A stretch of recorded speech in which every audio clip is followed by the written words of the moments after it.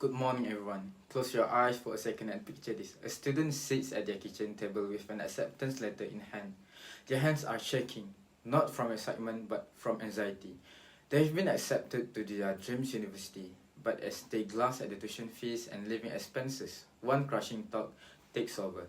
I cannot afford this. This is not fiction. It's the reality for millions of bright, motivated students from low-income background. Students who work just as hard, sometimes harder, than their wealthier peers, but are forced to give up their dreams because of money. Now, imagine that same student applying for scholarships only to be told they are not qualified because someone else had slightly better grades, better test scores, or more extracurriculars. But what is not considered?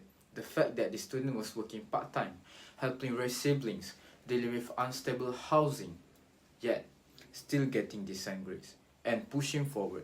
Today, I want to persuade you that scholarship should not prioritize financial need, not just academic performance, because need-based scholarships are more fair, more effective, and more beneficial, not just to the student, but to society. I will walk you through to three things: the problem, the current system, and the solution. Need-based scholarship prioritization, and the broad and long-lasting benefits of this shift. Let's start with the problem.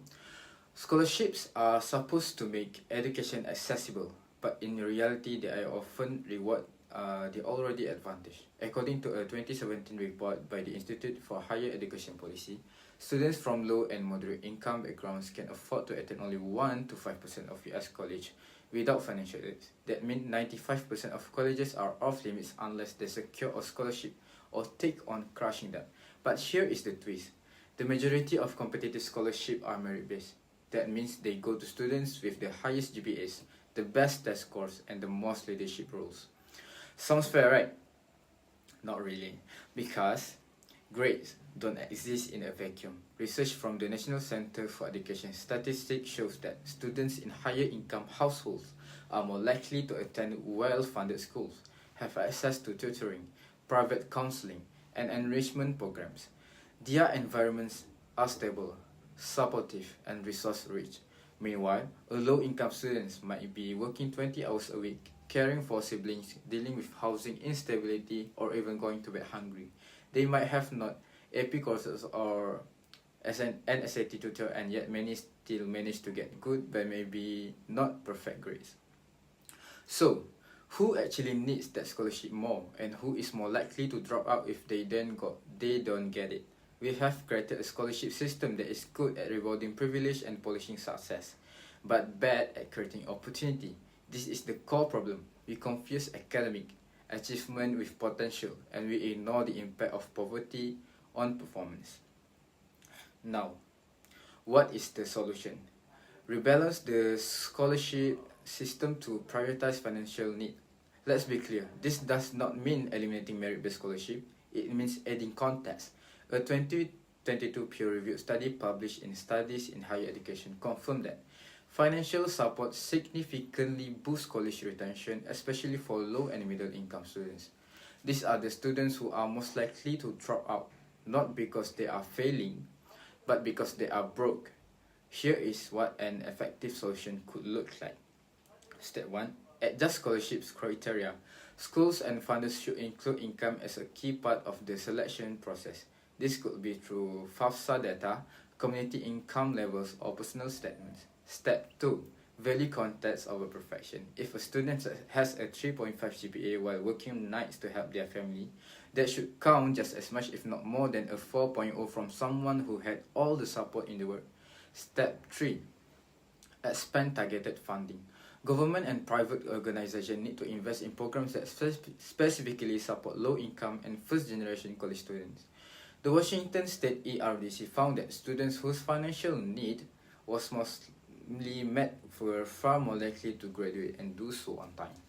The scholarship system should not be about rewarding the best on paper. It should be about removing the biggest barriers, and in most cases, the barrier is money, not motivation. Now, let's talk about benefits, not just for the students, but for all of us. Benefit number 1. Higher graduation rates. A study in the Journal of College Orientation, Transition and Retention showed that need-based grant significantly increase retention of first-year, full-time students.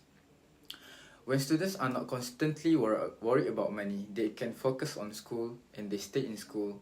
Benefit number 2, breaking poverty cycle. Education is the strongest tool for upward mobility. Every time we help a low-income student graduate, we help them increase their earning potential, improve their family's economic future, and reduce dependence on social aid.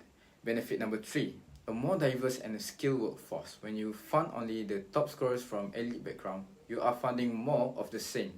When you open the door to diverse, driven students from all walks of life, you build a richer talent pool. Teachers who understand their students, doctors who have lived what their patients live, engineers with grit and creativity born from real struggle.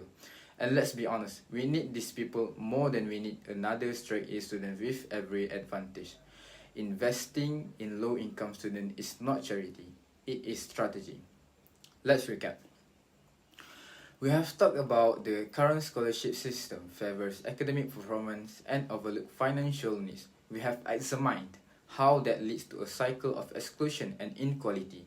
We then look at the solution, prioritizing scholarship for students who need them the most, not to punish high achievers, but to lift those who are capable yet disadvantaged. And finally, we saw the benefits: greater graduation rates, stronger social mobility, and a smarter, fairer society.